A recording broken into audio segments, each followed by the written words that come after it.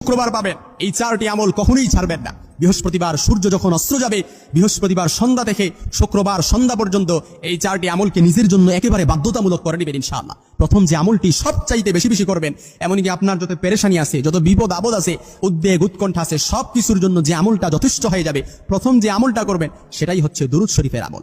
দুরূদ শরীফ পারি না এমন কেউ নাই। সবচাইতে ছোট্ট দুরূদ সাল্লাল্লাহু আলাইহি ওয়াসাল্লাম, এই দুরূদটাও আমরা পারি। এই দুরূদটাও আপনি চাইলে করতে পারেন। সবচাইতে 4টি আমলের মধ্যে সবচাইতে বেশি যে আমলটা করবেন সেটা হচ্ছে দুরূদ শরীফের আমলকে, একেবারে দুরূদ শরীফের আমলকে নিজের মধ্যে আঁকড়ে রাখবেন।